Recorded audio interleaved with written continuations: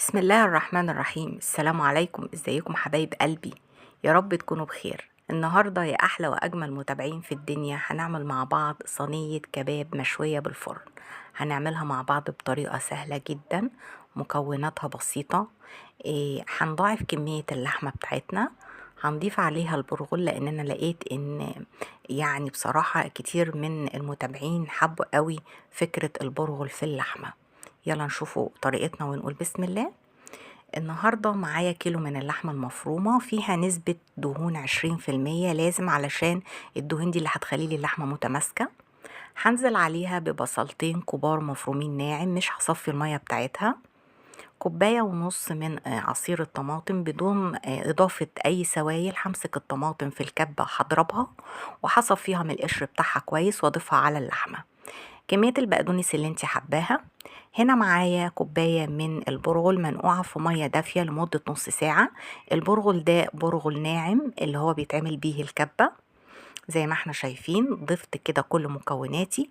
هبدأ بقى أضيف التوابل بتاعتي. التوابل بتاعتي عبارة عن ايه؟ أول حاجة هنزل بالملح بتاعي اللي أنا محتاجاه للحمة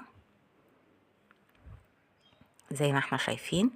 بعد كده هنزل بنص معلقة كبيرة من الكزبرة الناشفة، نص معلقة كبيرة من الفلفل الأسود، وربع معلقة من الكمون، ما نكترش الكمون قوي، ومعلقة ونص كده من البابريكا. والبابريكا دي باردة يا جماعة، مش شطة يعني، عشان في ناس كتير بتفكرها شطة. دي بابريكا بيبقى فلفل بارد مش حار. معلقتين كبار من معجون الصلصة.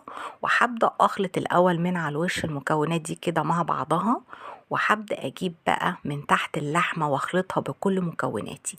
أهم حاجة في المرحلة دي، وزي ما قلنا قبل كده في كتير من الفيديوهات الكفتة اللي عملناها مع بعض، إن أنا أعجن اللحمة بتاعتي كويس قوي أو أخلطها كويس جدا بالمكونات بتاعتي. طب ليه الحركة دي؟ عشان اللحمة بتاعتي تتماسك كويس معايا. شايفين بقى السوائل شربتها ازاي؟ عصير الطماطم اللي احنا حطيناه، كتير هيفكر انها هتعوم بقى في عصير الطماطم وهتبقى مشكلة. لا، زي ما احنا شايفين مع العجن شربت السوائل بتاعتها.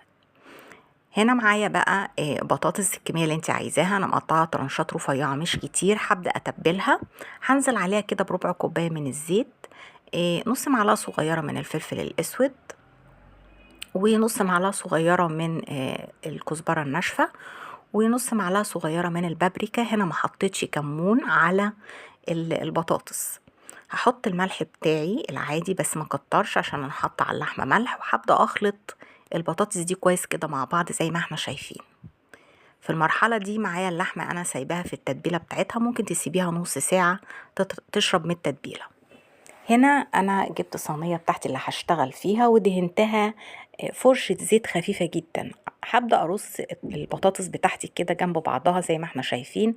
حلقات مش عايزاها، الحلقات مش عايزاها سميكة، انا عايزة حلقاتها رفيعة علشان اعرف احط اللحمة بتاعتي عليها.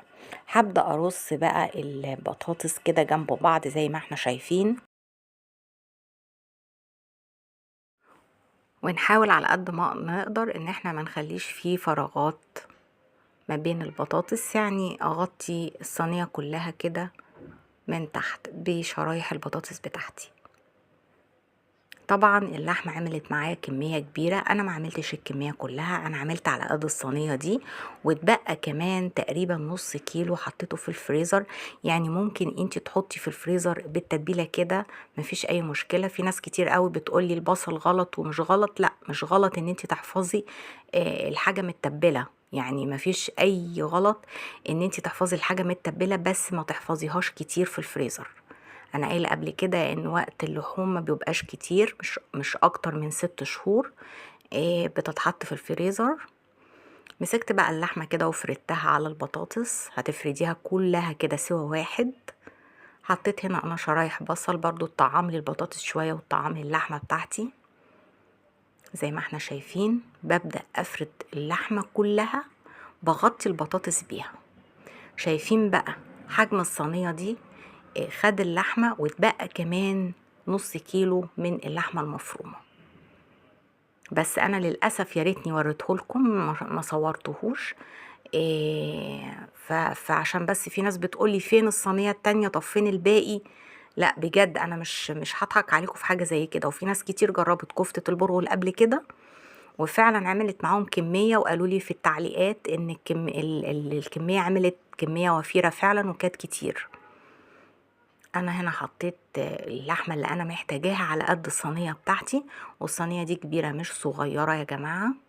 تقريبا الصينية ديت 26 او 30، صينية كبيرة يعني مش صغيرة. شايفين بقى انا سويت، وهبدأ بقى اشيل اي حاجة من على حروف الصينية كده بمنديل. هجيب كده قطعة من المنديل الورق، وهبدأ امشي كده علشان مفيش حاجة تتحرق مني، زي ما احنا شايفين بكل سهولة كده وبالراحة خالص.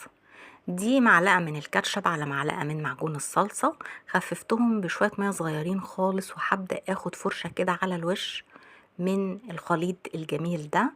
هيديلي لون جميل قوي للحمة بتاعتي، وكمان طعم ملهوش حل، لون وطعم بجد. جربوا الكباب ده هيعجبكم جدا، مش هتعملوا غيره.